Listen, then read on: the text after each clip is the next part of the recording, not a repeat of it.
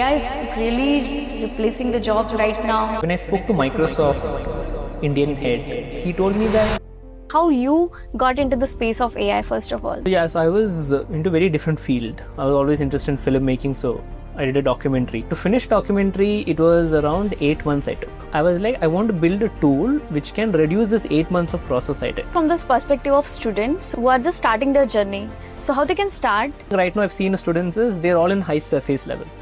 If they go more deeper in what they do, they can reach faster where they want to reach. So you think that data is the future? So Going forward, the more unique data people can collect through RL, reinforcement, the more ahead they stay in the game.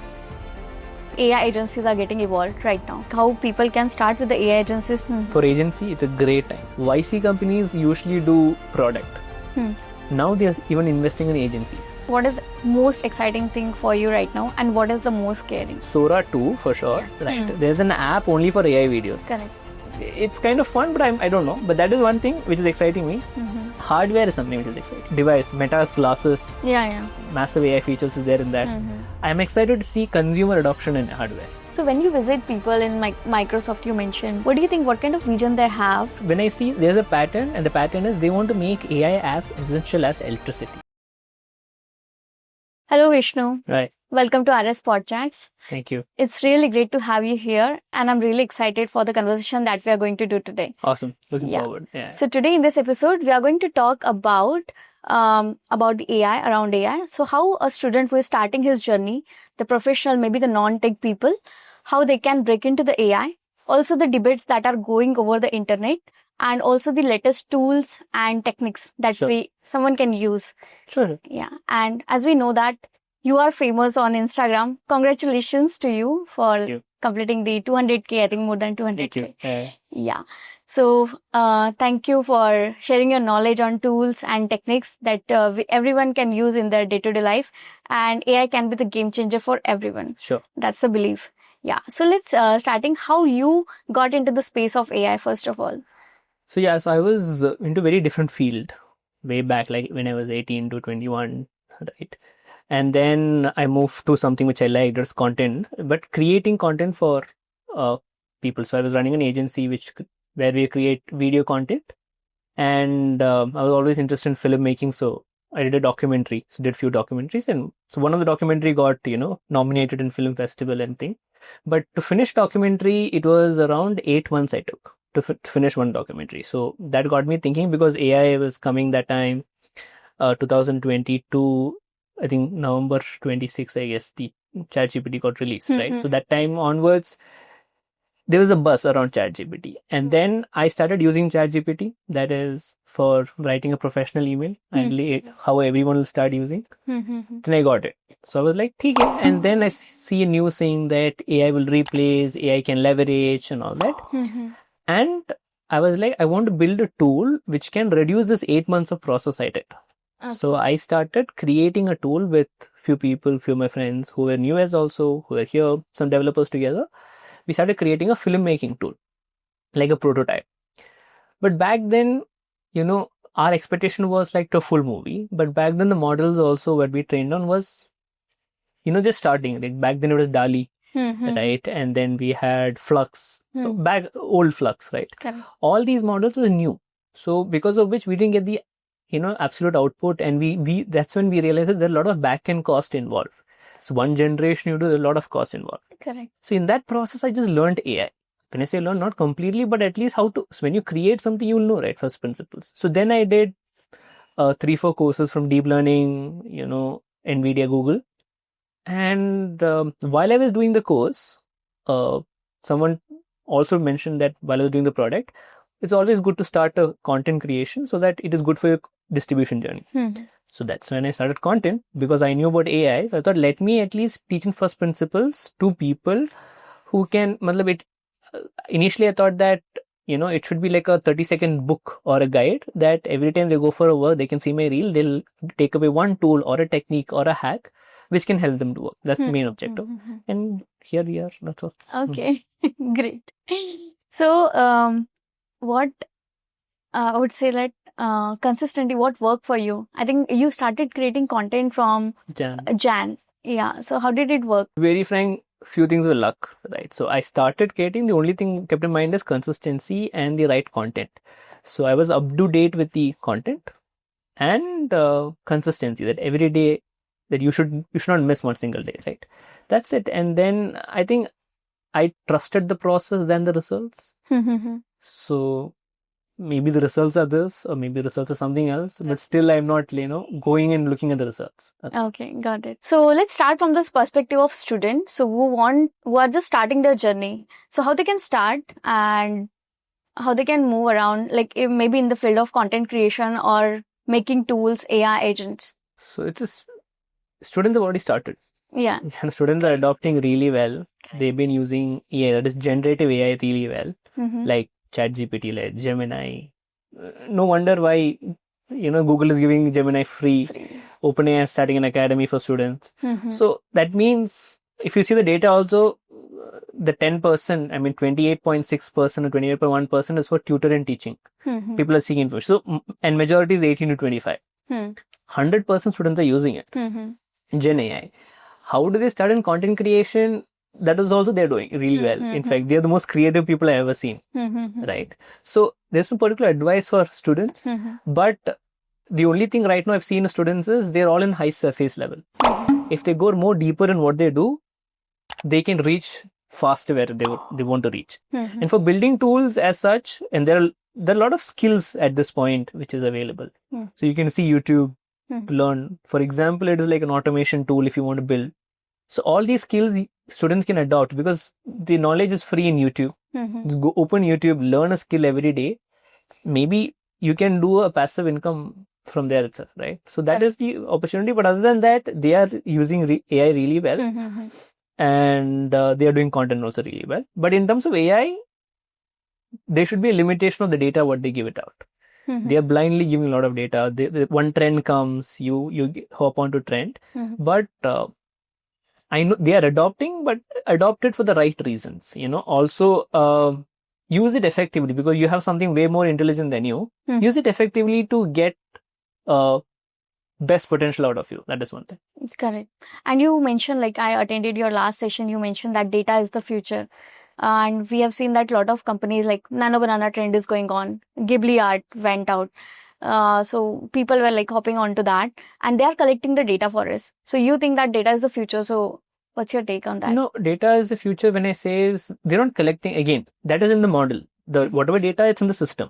Correct. It is not, so they're not taking the data. So they're using something known as RL, that is reinforcement learning, to mimic that data or get a pattern from the data what you have. That is what they're doing at a high scale. So when I say data is the future, I'm talking about in startups. So in going forward, the functionality of startup is going to be commoditized, saying that if you are running a startup, I am running a startup, you will also have some automation tool, I will also have an automation tool, right? But maybe you are doing an automation tool for a different niche because you want to collect that kind of data. I am doing automation, for example, for truck drivers. You're doing for military, right? Defense. So, and then what kind of data you extract from defense through reinforcement, what kind of data extract from it, that is our moat. Product-wise, we both are same. Correct. Depending on what kind of unique data we can gather is our moat or is our IP going forward, right? So that is when I say data is the future, because going forward, the more unique data or people can collect through RL, reinforcement, the more ahead they stay in the game or the more longer they stay in the game. So there are a lot of debates going on in the market that AI is making us lazy and dumber. What do you think about that? See, it is not making you lazy and dumber, but there's also one section that it is. But it depends on your usage, because if you're using unintentionally without critical thinking, and of course the fact that you're dumb or lazy, that is the reason you're using that, right? It is not making you lazy or dumber. You're already lazy. That is why you're using ChatGPT. So laziness is already there in you. But going forward, it becomes a habit, saying that it is clearly seen and you will not even get an output. You can see that blindly using ChatGPT. Yes, it is in a way making you habitual to this process, not dumber or lazier. It is, of course, people are smart. People are, if given a chance, people will think. If given a chance, people will execute. It is making people habitual into a process of easy comfort. They're making them comfortable. That is the right word, I would say, right? that section is there, and there is one section that who's using really well, who's getting the best outputs using AI. So yeah, I think going forward, that is also one of my fear, saying that people will become more habitual, and people will not come out of the comfort zone at all. That is one thing. Yeah. And also we are listening that we have seen the mass firing by the big companies like TCS, Accenture. So what do you think, that AI is really replacing the jobs right now, or it is creating the new kind of jobs or the opportunities available? A repetitive task for sure, it is getting automated. Replacements, or when I spoke to Microsoft Indian head, he told me that they're in fact hiring more people, but also laying off entry-level people. Of course, they won't tell that outside, but they are. Because a lot of the task is automated. So now the question is, what is the jobs you're talking about, and what is the skill set? So if you have a skill set of AI, of course you're safe. But if you don't have a skill set of anything, then you're replaced, right? Correct. So the jobs, I cannot say that they need people for sure, but they need people now for a different reason than before. Correct. So right now, Microsoft laid off, I would say, 14,000 employees, the main, 3% or 2% of the workforce. And that is because of AI. Because their 30 or 20% code is written by AI, so they don't need that person. Right? Going forward, yes, you will see a lot of replacement of, vanishing of these particular tasks, and also a birth of a new task. Like maybe a new job will be born, or new opportunities will be there. So opportunities are there already. Just that people have to adapt. If this is not there, adapt to that. That's all. Correct. So we see that there are a lot of people like work for entry-level jobs that you correctly mentioned, and also the senior level jobs, like who are maybe more in the management kind of, job roles. So how those people can get adapted with AI? Because they have never thought in their life that this would happen. This revolution that we are seeing right now. Yeah, so they have to adapt. They have to adapt no matter what, because it's like, why are you doing a job? So what is a job? Job is basically a useful task plus human judgment. So now the task is done by AI. So you need a good person to judge it rightly, right? That's the job. So now in management, if you see, if they are there to finish a particular task, they're there to finish a particular output, will they go for the traditional output with 500 people, or will they go with the new way where they use AI, leverage it, automate it, and get the same output faster than these? Obviously, they'll adopt, right? Correct. Because they can see their competitor is winning because of this. So yeah, they have to adopt, and they will adopt. Correct. 100% they will adopt, because there is no other way. Correct. I'm talking about corporate. But there are other places that are yet to, because right now, if you see healthcare, initially, there was a debate saying that people would replace, but now there's a new report. There was a data by a radiologist, ChatGPT and Gemini, that is the model which is good at healthcare, was at 4th position. Human radiologist was at 1st position. Okay. So if you see data, so healthcare is yet to maybe boom, and a lot of healthcare mistakes are happening, right? But repetitive task, software task, all that is gone 100%, because it's getting automated. Yeah. Correct. So we have also seen that brands, and like there is a new concept like AI agencies are getting evolved right now. So what do you think that AI agencies, like how people can start with the AI agencies today with using which tools, and also how brands can and agencies can boost their personal branding using AI? Agencies is a great time. For agency, it's a great time, because your margins plus your cost, you can reduce it, plus the amount of services you can offer. So the question is this, right? The management team is worried about adoption, and there is agency who are skilled about AI. So of course the management team or the big people will come to an agency, or maybe start. I'm just saying the small companies will come to an agency to get these services done, right? Because it is overwhelmed. The whole place is overwhelmed. They don't know what to use. They don't know what to do. Today something is coming. Tomorrow something is coming, right? So if there is an agency who can rewire you, of course. So the opportunities to get you clients for agencies is good, and agency margins will be high because you're using AI to finish a task. Generally, I'm talking about high level, and then cost cutting. You don't need that much of team to scale. It's easy to scale. So the example is YC companies usually do product. Now they're even investing in agencies. Okay. That speaks volume. So they know that agency is a new era for agency. This is. Correct. Yeah, 100%. It's a great time for agencies. Yeah. And for the brands, for their personal branding, It is. Content is always great. You have, I forgot the number, 3.4. You have a billion daily active users in Instagram or YouTube. If that many people is in the platform, there's no better place to sell. Correct. And even if you don't need the management right now to handle everything. Correct. 1 or 2 people will. Right now, yes. Again, it depends on the content. So mine is a different content. I'm talking about AI, so my AI avatar works. If I'm talking about healthcare, if I'm talking about, let's say, yoga or some wellness, my avatar won't work. They need human to human connection, right? So it depends on what the objective is, what their intention is. But yeah, definitely AI can leverage for sure.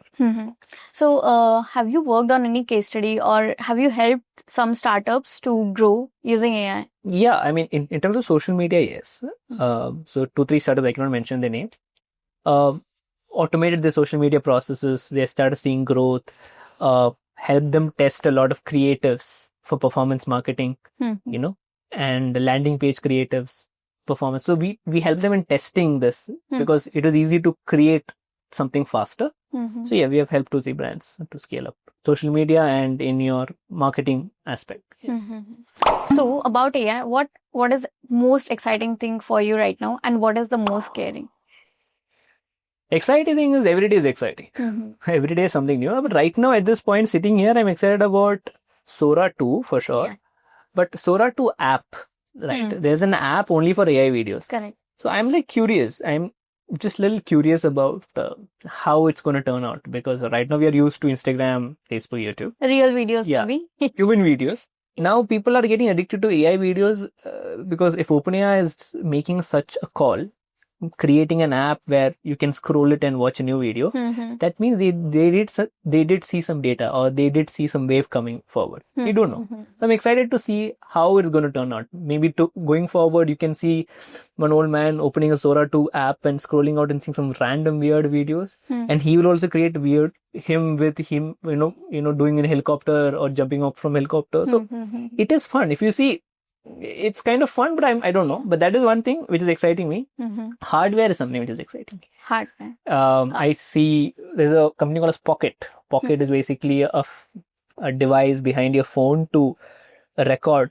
So imagine you're talking to me. I have a Pocket with me.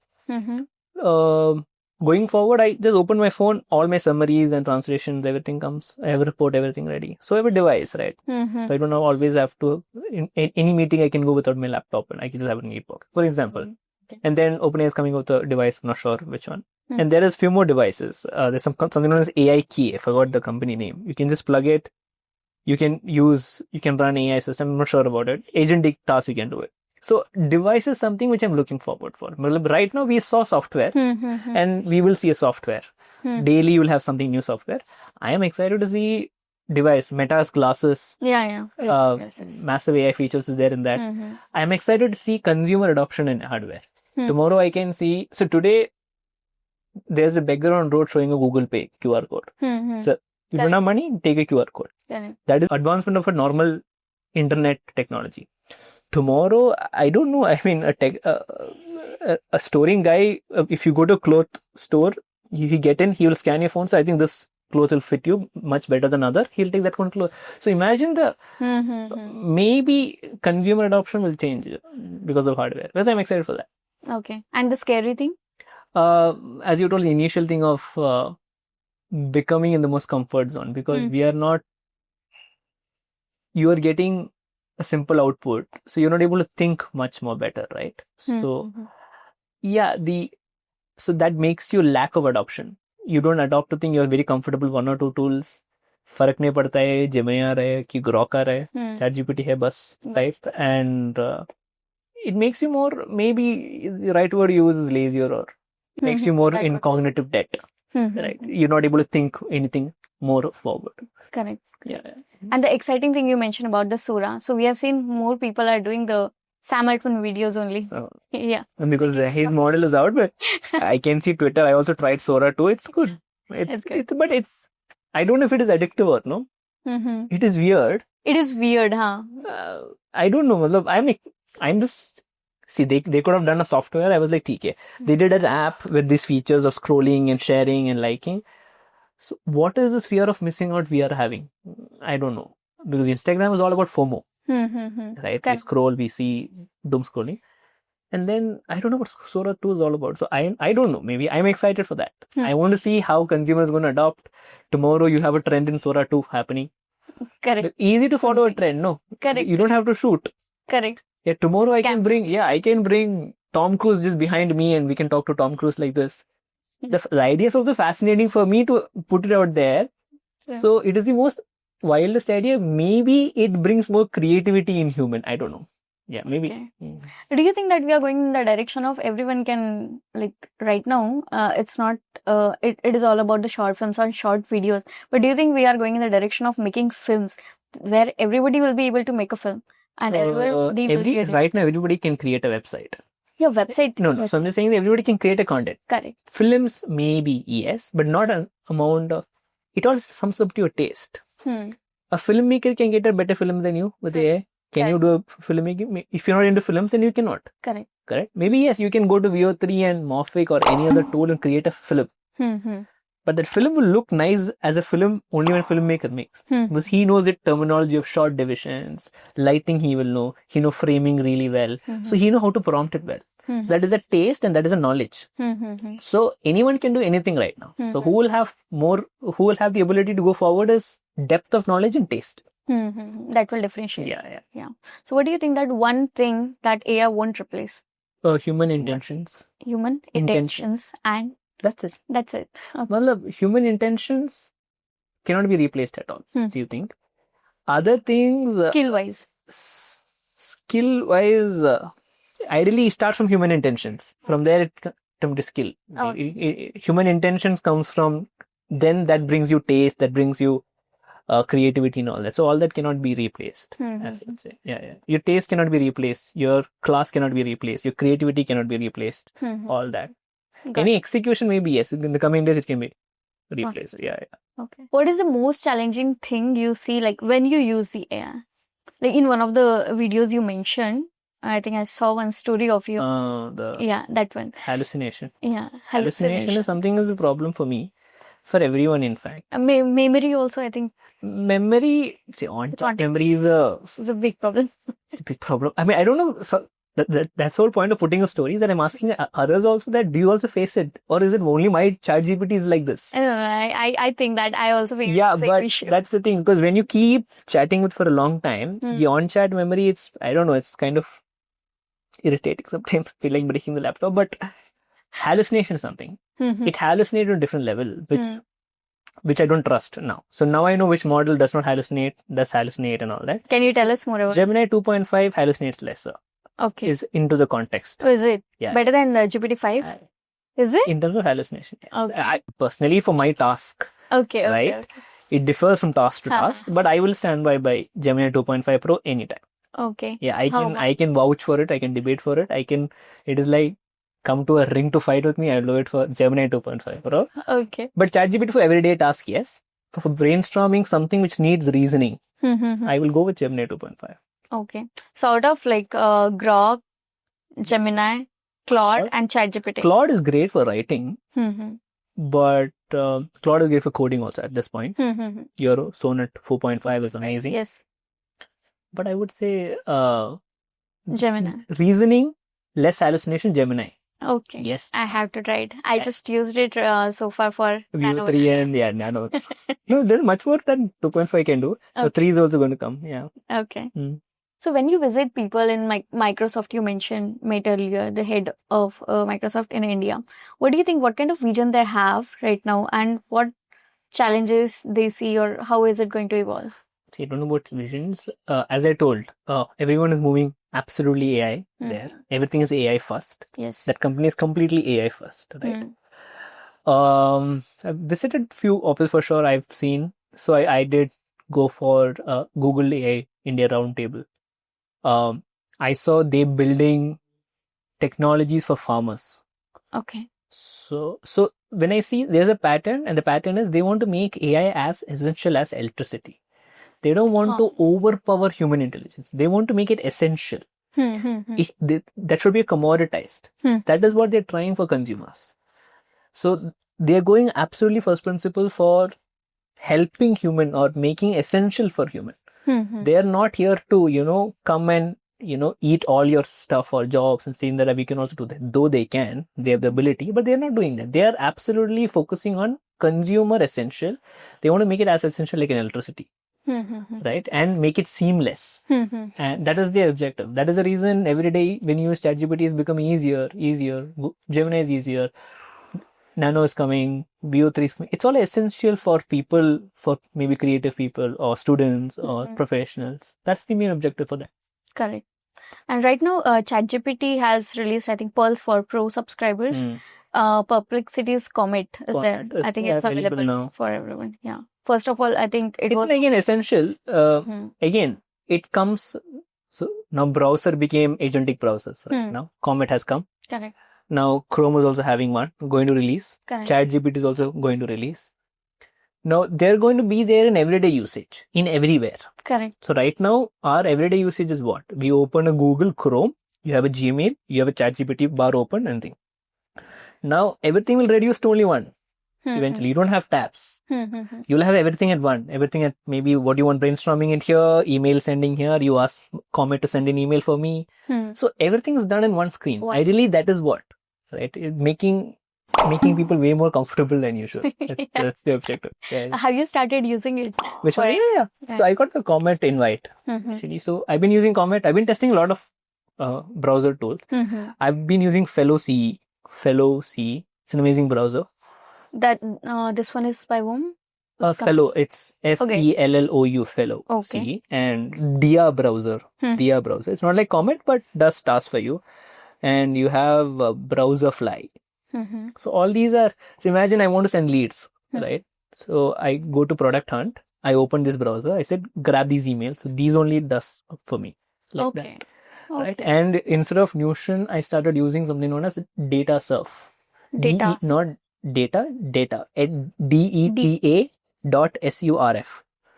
Data Surf, which is basically a more smarter, easier Notion type. I'm a Notion fan, but it's very aesthetic to keep books.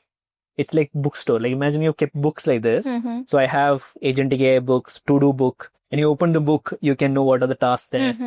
It's very beautiful, very nice. It's a browser. It's a system, so you can download it. It's beautiful. Yeah. I have to try it. Yes. So these are things I've been trying it out. Yeah, I experiment every day. So it's nice. So what is the most underrated tools you see that people are not using? So it is not a B2B tool also they can use. So Teable is something for database. Can you spell it? Teable. Okay. Teable is something which is great for database, which I've been trying.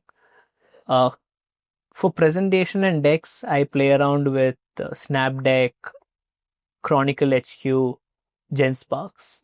I use these. And there are other open source models also you can try. So there is Kimi, right? There is K2 Think. Correct. Absolutely fast. Open source, 32 billion parameter. Mistral you can use. No one's talking about Mistral, right? Then ZAI's GLM 4.6. So imagine, other than alternative ChatGPT, you can use these open source language models also for sure.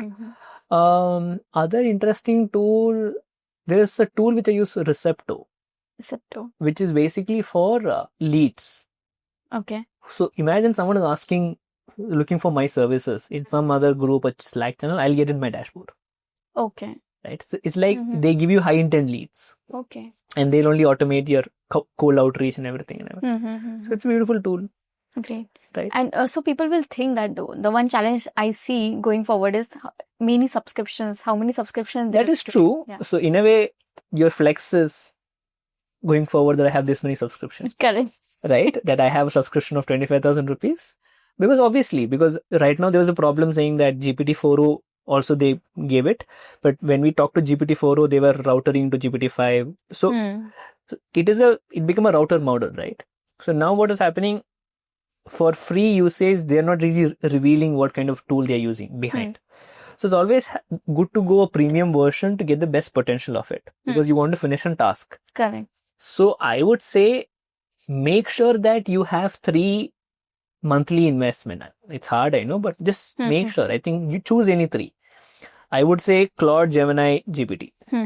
Just have it. All of 3. Yes. Okay. So I would say that'll be around $24-$60 per month. Correct. So it's mandatory to take 3 subscriptions, $60 per month. You can actually use, or maybe 2. So depending on the task, or minimum 1 is necessary. You cannot play around with free models all the time.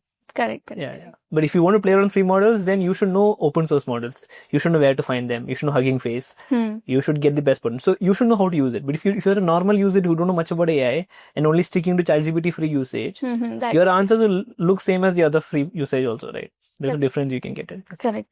What is the most overhyped idea you see in the world of AI right now? Overhyped? Yeah. Oh. Actually, some things are underhyped. Okay. Tell me about I don't know. Generally, AI is kind of underhyped. Underhyped? How? It's generally, consumer-wise, it's hype. It's a lot of noise. But the potential of AI, what it can do is underhyped. People are just saying they're replacing job, but it can do way more than that eventually. But overhyped bhi hai, you're right. Any model before release, when you see Twitter, when, let's say, Sam starts before hype, all that is overhype. Okay. Right? Just, you don't have to, even ChatGPT 5 releases, it is a step towards AGI? No. No. Right? So, that is overhype.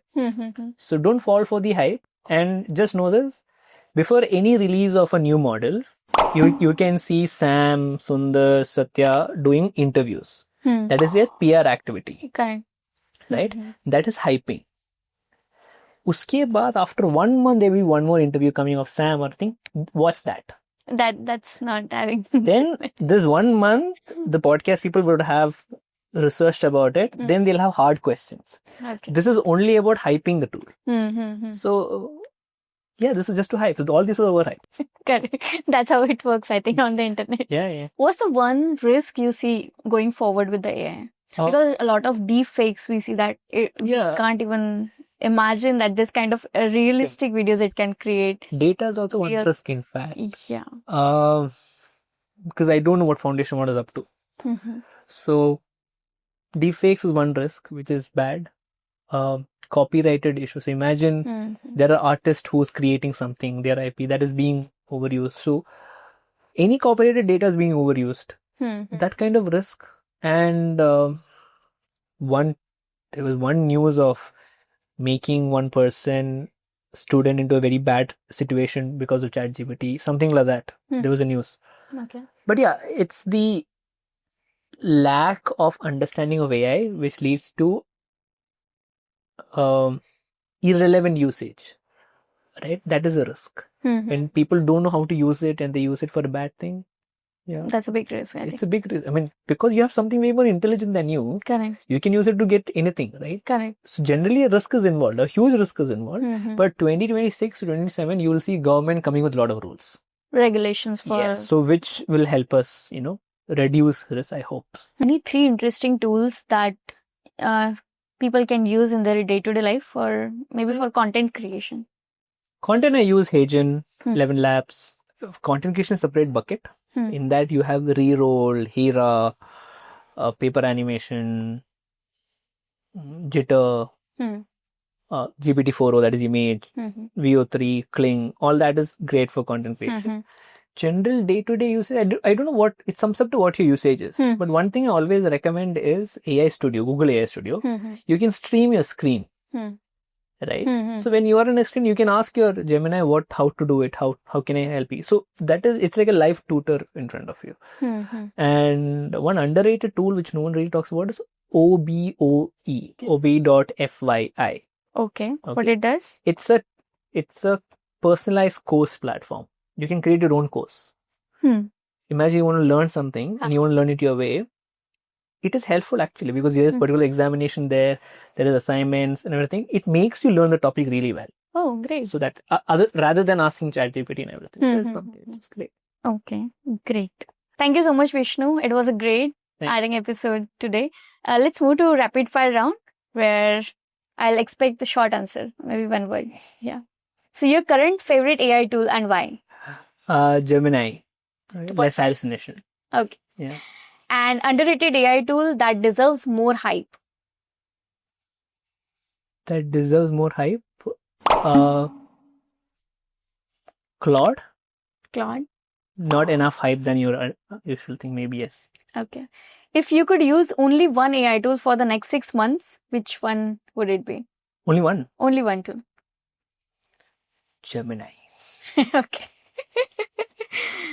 The first AI tool you ever used? ChatGPT. ChatGPT, yeah. The one AI tool that changed the way you create content. Right? Heijin. Vijayan. Hmm. An AI tool you think every creator or influencer must try at least once? 11 Labs. 11 Labs. Yeah, Okay. If your life was a short film created entirely using AI, what would be the title?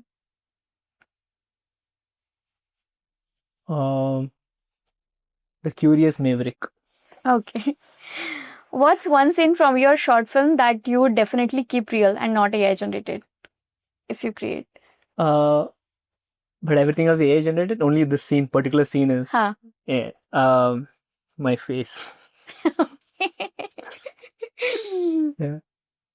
The coolest AI generated video or short film you have seen recently?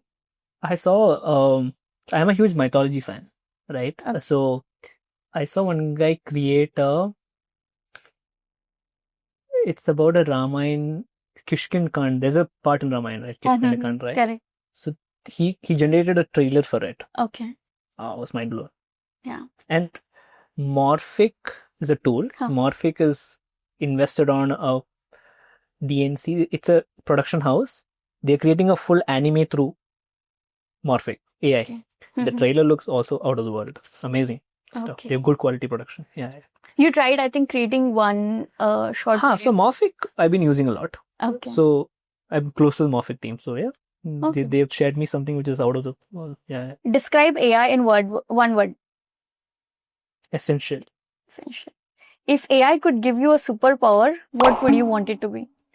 AI can give me superpower. Huh.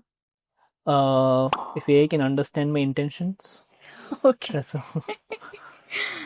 A creator in the AI space you admire right now? Varun. Yeah, Varun Maya. He's like a torchbearer in the community. Yeah.